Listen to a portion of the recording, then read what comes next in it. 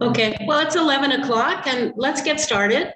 Good morning. My name is Jan Schmitz from the Edmonton Pride Seniors Group. It's February 3rd, and thank you all for attending our weekly Aging with Pride discussion group for the LGBTQ2S+ seniors and their allies. Thank you, too, to our partners, SAGE and the Pride Center of Edmonton.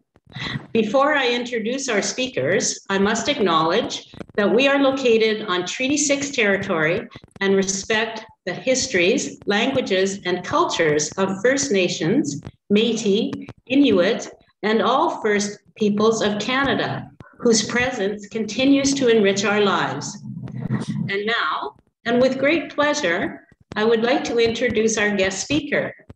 Lindy Pratch spent 27 years helping people find a good book and was the one who created the award-winning Rainbow Spine program to identify LGBTQ2S+ material.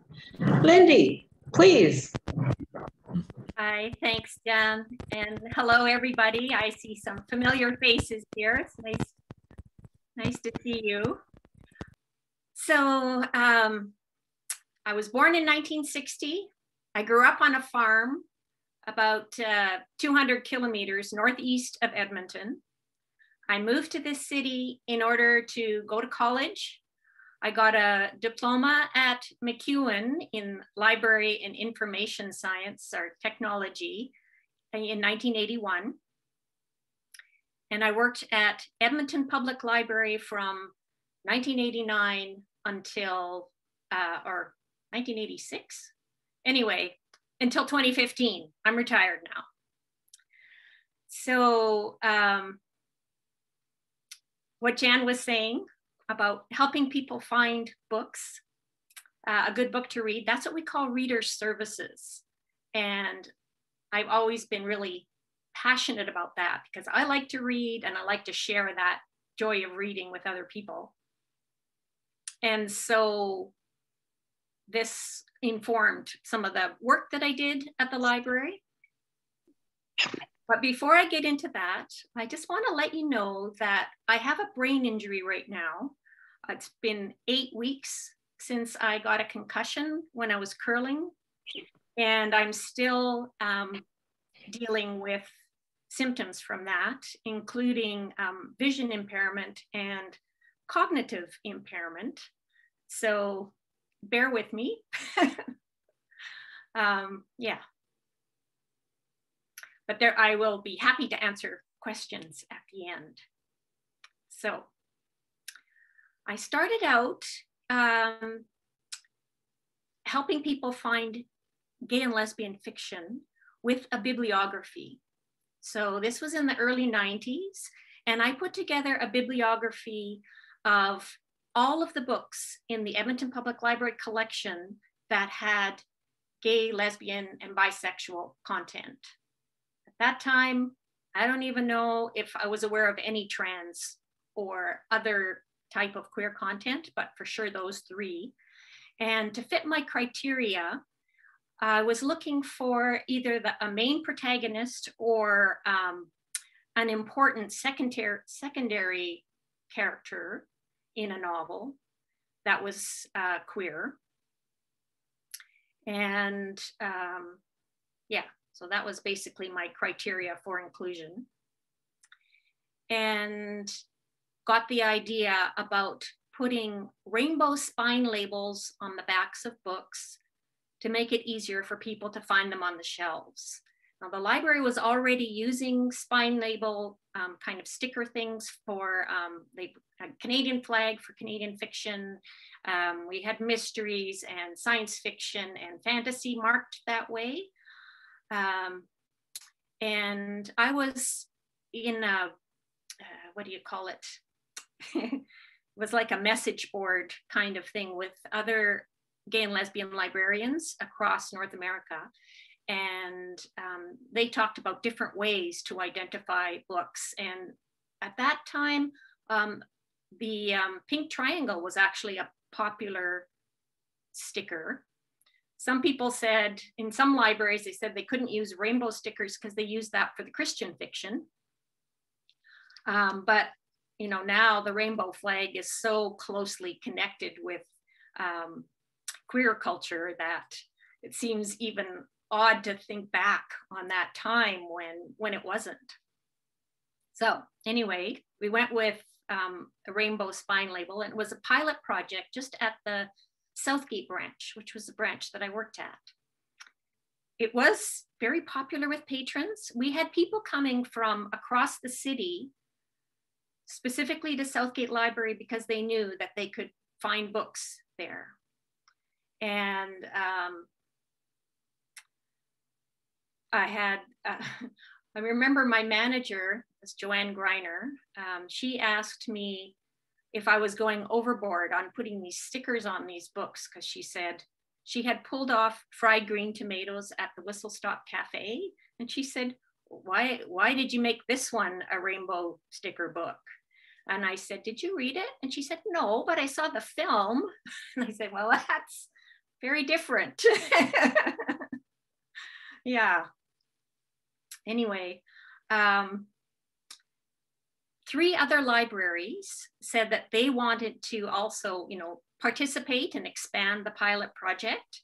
So that was going to go ahead, including the main library and Londonderry branch. And I can't remember who the third additional library was. But before that started, there was an all managers meeting. And when this project was discussed, it was totally quashed. One manager in particular was homophobic and managed to sway everybody else using arguments like, well, people are going to be afraid to pick up these books because they'll be identified, you know, as being queer if someone sees them checking out a book with a rainbow sticker on it. Anyway, the outcome was actually positive, and that is that Edmonton Public Library decided to start subject cataloging for all of the fiction collection. So using Library of Congress subject cataloging, it would be possible in the library catalog to see if there was gay or lesbian content based on these Library of Congress subject headings, and many other subjects, you know, besides. So that was really good. It didn't help for physical books if you were just browsing the shelves, but, you know, being able to see in the library catalog if there was gay books, that was really good. And another outcome was it gave me lots of opportunity to educate my colleagues. So for example, one of my colleagues came to the back and she was sort of laughing about, she said, this little old lady with white hair, she picked up a book with a rainbow sticker on it and she checked it out and she said, who knows what she's going to think when she gets home with it. Well, I had seen that woman and I said, Sprucewood is her branch. She told me that she comes here especially for the rainbow spine labels. And just because she's got white hair doesn't mean she's, not a lesbian, So the assumptions that my colleagues were making about who looks gay, that challenged that preconceptions. And I also did a lot of paper book lists related to the bibliography project and the rainbow spine labeling project. So, so people could pick up a book list and see some titles in there, and they were in more narrow categories, like, historical gay and lesbian fiction, for example. And at that time, there was just one librarian who worked downtown, and it was her responsibility to approve all of the paper book lists. And we did have, I would call them run-ins, I guess, but it was an opportunity for education there too. So for example, she objected to a book list that was AIDS fiction. because she said we would have to have every disease, a book list for cancer, a book list for diabetes. But I did persuade her in the value of, well, number one, bibliotherapy for people who wanted to see their experiences in the fiction that they were reading, but also for readers who needed to escape that reality and they wanted to enjoy fiction, but not have to be confronted with something that might be really difficult for them if they were experiencing AIDS in their own lives. So yes, so we did have that book list. Another one, you know, I tried to have a little bit of a fancier title for the book list, and I called it Recent Dyke Fiction. And she was like, no. She said, that word makes me want to vomit. And then she said, you know, you'll catch more flies with honey. And I said, it's not a recruitment project. But I did change the title to Recent Lesbian Fiction. Anyway, so that just gives you a bit of an overview of kind of what was going on then in the mid-90s. And I even framed that Pride Award. There you go.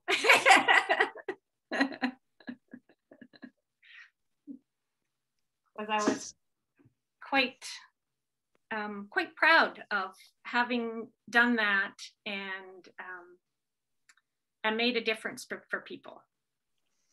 So, do any of you have questions? If you want to ask Lindy directly with your questions, or you could put them in the chat box if you wish.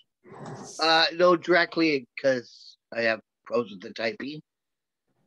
So I see Joan has a question. Joan, would you like to go ahead? Yeah, for sure. Hi, Lindy. It's not really a question, but I remember going to the libraries with a question saying, you know, do you guys have any gay and lesbian books? And be like, gee, you know, and this really vague response and embarrassed response. And I remember hearing about your project and I was so thrilled. I went and it's just like bags of books coming home to me. So thank you. Thanks, Joan. That's good to hear. And I believe Ace had a question. Ace, would you like to go ahead? Yes. I really enjoyed the books that were read to me by my ex. First of all, I'm transgender, but I lived for 30 years as a lesbian, and she would read Jane Rule to me and everything. As a dyslexic person, are any of these books onto audio tape yet? Oh, that's a great question, Ace. Yes, there are lots of them. I would look for transgender books at this point. You're interested in transgender fiction? Yes. Yeah. So when you're on the Edmonton Public Library, oh, I should just check. Is Edmonton Public Library your home library, or do you live somewhere else? No, I'm here in Edmonton on the West End. Great. So on the Edmonton Public Library catalog, you can search for transgender fiction, and you can narrow it down to audiobooks, either in CD format or in digital e-audio format. That's good to know. Thank you. I appreciate that. Yeah, you're welcome. Michael, please go ahead. Yes, thanks, Lindy. Lindy, nice to see you as well. Lindy, have you seen or are you aware of changes within the library since the 2000s, more recent times? I know you're retired now, but you were there for quite a bit of this period of time as well.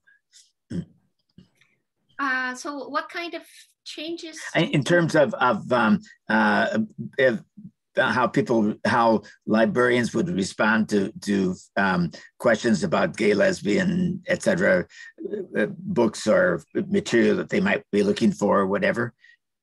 Yes, there's definitely been a change for the better. It reflects what's going on in Canadian society. And I would say that Edmonton Public Library has been pretty much at the vanguard too. There tend to be a lot of very progressive people working at the library. Not everybody is, you know, it is a microcosm of Canadian society. So if it happens that you go to the library and you have a bad experience that you can pretty much guess might have to do with, you know, that your question has something to do, say, with you're looking for transgender fiction, don't stand for it. Because, yeah, I mean, there are plenty of staff at Edmonton Public Library who would welcome that question. And even if they don't know the answer, they'll find it for you and they'll assist you in helping to find what you need. And do you think that's fairly across the board in terms of the branch libraries as well? As far as I know, you know, I mostly go to the Jasper Place library that's closest to where I live. And I know that there are trans staff members at some of the other libraries. So yeah, in general, I would say that it's a welcoming place. Yeah. Thanks. Thank you. Lindy, I have a question. Please correct me if I'm wrong, but I think it was 2014 when the Edmonton Public Library won the International Best Library in the World. Was it 2014?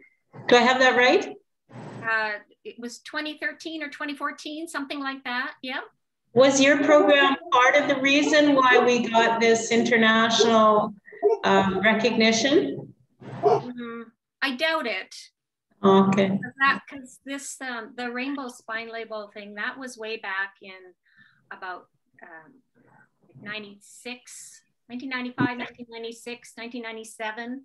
We're talking back in the days of dot matrix printers and, you know, we didn't have personal computers to work on at the library. Oh yeah, we did have one Wang computer and that's what I used to type up the bibliography.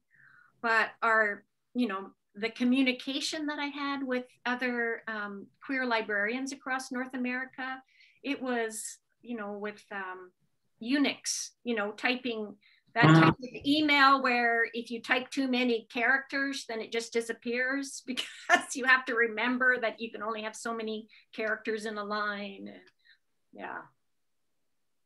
Thank you. Larry, did you have a question for Lindy? It's perhaps more a comment than a question. I was born in 43, so we're well before printers, computers, any sort of thing. And I grew up in a very small town, north of here, 1,800 people. And I remember, I think I remember most strongly, I think, was the complete lack of information. And in the process of attempting to come out or wondering just what was going on and so on, how vital the library was, because it wasn't something that I felt comfortable talking to any person in that town. That would be a later step. But I just want to salute how important the work that you have done. Certainly it was then, I expect still is. Mechanisms may have changed a bit, but thank you for that.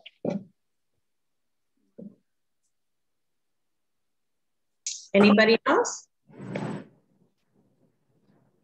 Roy, please go ahead.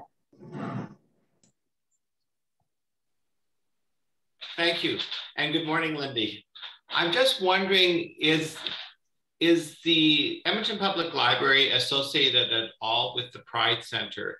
Because one of the previous calls, we heard that the Pride Center had about 1,000 gay and lesbian books that they needed to get rid of, and they didn't have any takers. Is that something that they could pursue, is approaching the Edmonton Library to take on those books? Good question, but I would say the answer is no. The Edmonton Public Library is focused on current popular material, and I believe that all of these books that the Pride Center has that they're looking to find a home for tend to be older titles or more obscure. So it would be more like an archival kind of situation, and that is exactly opposite of what you'll have at the Edmonton Public Library. Does anybody else have comments on that? Yes, I do. Why don't they have a book sale? We can ask Don Carter that. We can bring that forward. That's a good idea. A book sale? Yeah. I think they're actually giving them away, but Larry, you had a question or a comment? I just wanted to make a point, and I'd be interested in Lindy's opinion. Gay GLBT history is not well documented, and an archival material of things that were popular whenever would be enormously important. I'm not suggesting it's the Edmonton Public Library's job to do it, but to preserve that archive strikes me as being something that would be important. Do you agree, Lindy? I do, but it would be something that would require space, care, and attention. And so, yeah, I don't know where that would happen. Yeah. Perhaps a grant for the history of the queer community. Eric, did you have a comment? Yes, and this might not be a fair question for you, Lindy, but as you watched the Edmonton public sort of expand their consciousness or their acceptance, did you have conversations with other librarians across the province, like Calgary or Red Deer or more remote locations, on what their feelings were about having more inclusive material in their libraries or labeling the inclusive material? Informal conversations, yes. And I would say that in general, people were really, on board. Yeah. I think just as a comment, one of these things that I've always wanted to do if I ever went back to school was to do a study on how institutions gradually open up, usually with a champion like yourself or other people, and slowly you start to see the organizations open up. And it's been really interesting to watch just as an observer of seeing different institutions around town. But yeah, that was just a quick question. Thank you. Lindy, can you tell us about receiving the Pride Award? Like, who did that come from? Was it like with a whole group of people? Who presented? Who was behind nominating you? Like, what was that like to get that award? I know it's a little while ago. Yeah, it's too long ago. I can't blame my concussion for that. It's just my bad memory.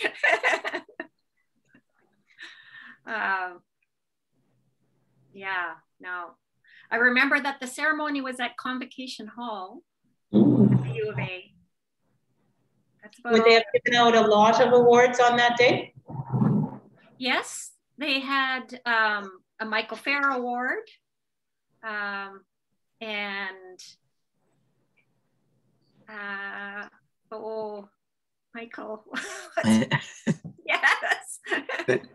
Just to add, Lindy, I would add that for a period of time, initially started, I think, by Gate way back in the 80s.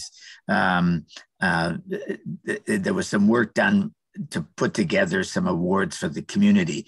I don't think any of that happened until nearly 1990, kind of thing, and then became part of Pride events.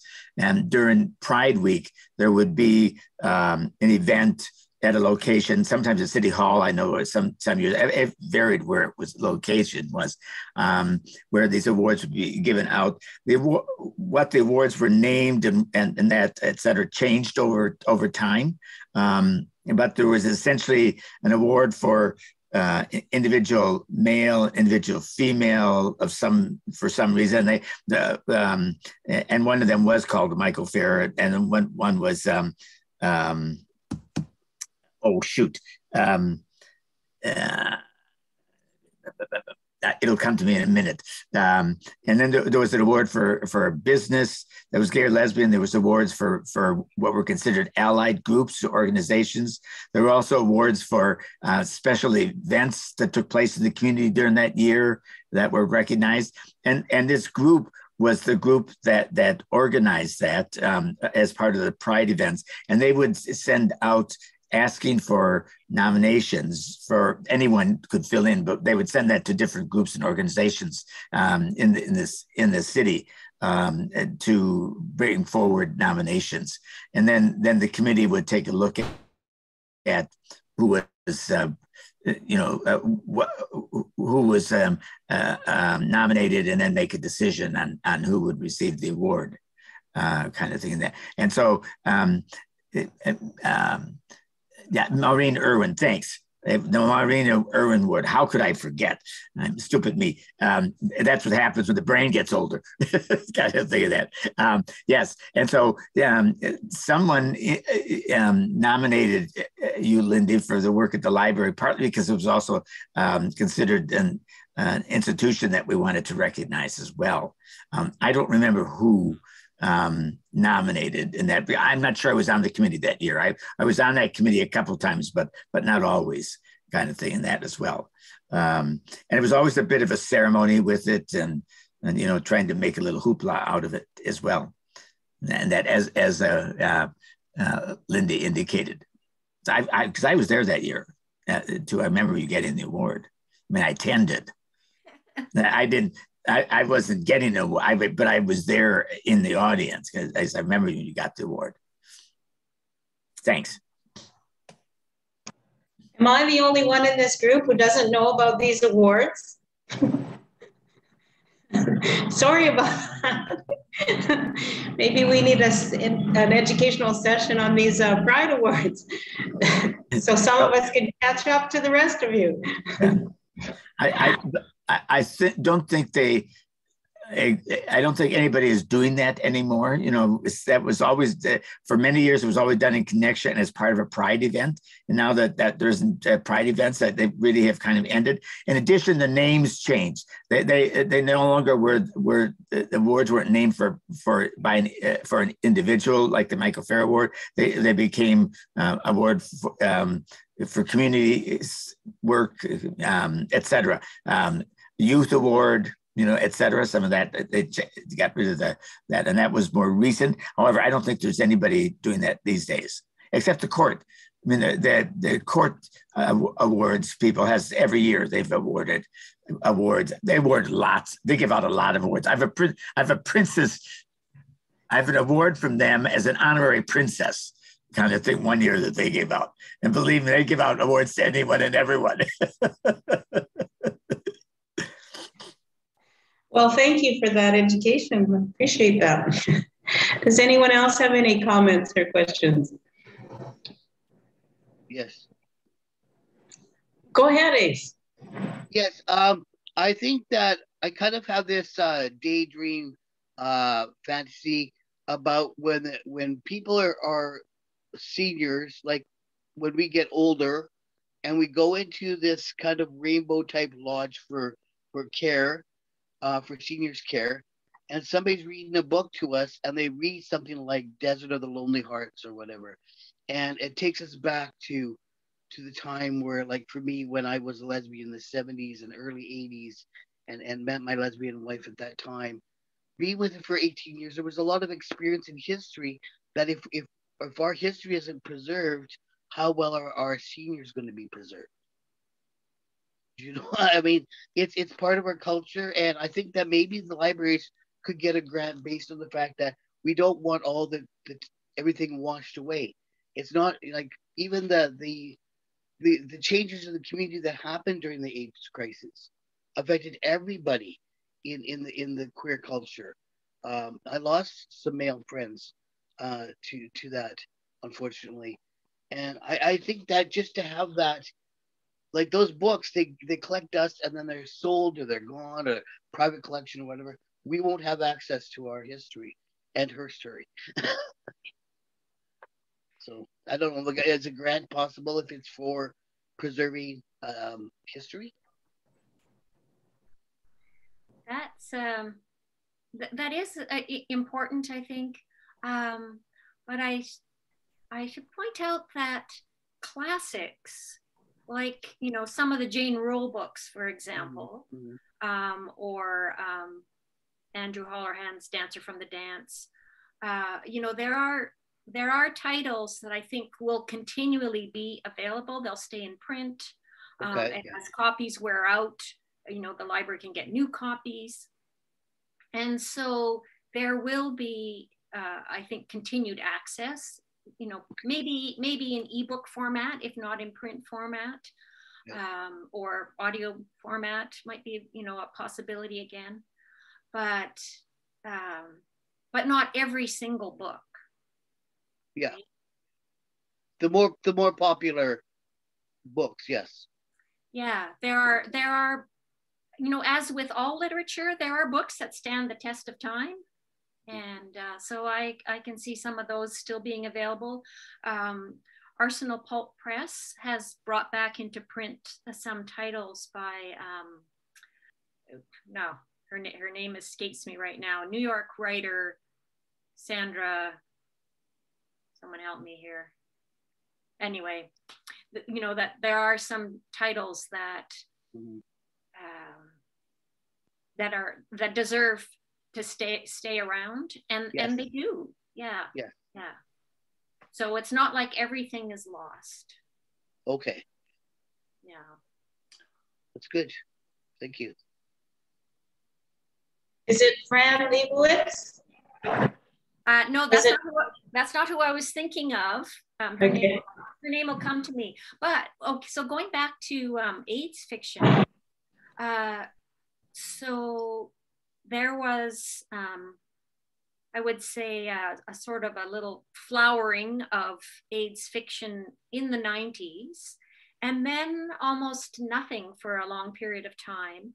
But in the last 5, maybe 10 years, especially in the last 5 years, I've seen a lot more really high quality novels come out looking at the early period of AIDS. So like Rebecca Mackay's The Great Believers, for example. So yeah, it's there. Larry, did you have a comment? I was thinking, and I was pleased to see that the library actually had it still available, the novels of Mary Renault, who I suspect a lot of gay men of my age, these were the first novels that presented a more or less positive view. And her biography, she was a lesbian nurse actually, who lived much of her life in South Africa, is itself interesting as well. I had always assumed it was a synonym for a man, but in fact, she was indeed female. But those books are still available in the library. And while they may not have enormous literary merit, they've got a certain affinity with romance fiction and so on. They were important at the time for the people. But I also was going to ask about movies and so on. It struck me during the early AIDS period, there were any number of movies, and the library obviously collects audiovisual stuff and so on. Were they included in your lists and something analogous to the Spine Project? I didn't include movies in that initial bibliography. However, we had online bibliographies of gay and lesbian movies starting in about the early 2000s. So once that became a possibility with the type of library catalog we had, we did have access to movies also. Yeah. And I finally remembered this author that I was trying to think of, Sarah Schulman. Oh, yes. She is still writing, but some of her early, more classic titles have been brought back into print as well. Anybody else have any comments or questions? Larry, did you have another? Just one more thing. The other thing that interests me are GLBTQ authors who may not be writing specifically on gay subjects, but their sensibility is reflected. And I wonder whether those sorts of things, I would think, for example, take Stephen Sondheim's as an example. Yeah, those kinds They'd be of hard. They'd be harder to get, obviously. Well, harder to pick them out. Yes, exactly. That's Yes. So if you are looking for who's a gay author, a popular gay author, you can probably do a Google search. You can Google and get up names that yeah. way, and see what kind of books they're writing. They might not have gay or very much gay content in them, but if you're a reader, you're probably used to looking for that subject. Yes, yeah. Yeah. Anybody else have any comments or questions? I see Ace, you have your hand up. Please go ahead. They had a reading program with the drag queens reading stories. What happened with that, or do you know anything about that? That was after you retired, though. That's correct. And I think that they've had some online story times with drag queen storytellers during COVID. So I would imagine that once the in-person story times resume, that there still will be drag queen story times. But that's just a guess. Yeah, well, that's good. Mm-hmm. Good to hear that. Go ahead, Larry. I expected the first question would be about censorship and attempts at censorship. And I wondered whether you had any comments you wanted to make about that fraught subject. Well, that was also one of the reasons why, I would say a spurious reason why at that all managers meeting, some people said, well, if we have, these books labeled, then it'll be easy for people to just, pull them and, just never return them, or in some way, censor them from the library collection. It doesn't only happen with queer books. Witchcraft is one that the books are often stolen. But anyway, there may have been official challenges. There's paperwork to do. If you come across a book that you object to, there's a procedure to follow at the public library for it to be considered and reconsidered whether it belongs in the collection or not. And so, for example, I can remember there was a book about sudden infant death syndrome that had incorrect medical information in it, and somebody challenged that, and the book, was taken from the shelves. I do not know of any instance at Edmonton Public Library where it had to do with queer content. There may have been challenged books, but none that were removed for that reason. That's good to know. Well, I'd like to know if you made the curling shot when you fell and got your concussion. Well, what had happened was I was at the wrong end of the ice because I had been watching the previous rock and see where it went. And then I had to sweep. So I was, quickly making my way back to sweep position, and I just slipped and fell. And I wear head protection because I've fallen and hit my head before when I'm curling. But it's this curling thing type of head protection that it's mainly at the back of your head that has most of the protection, and the side is more like neoprene kind of spongy stuff. And I hit the side of my head. So there you go. And I broke my wrist in a couple places too. Ooh. Not a good 2021. Well, last call for any comments or questions, anybody?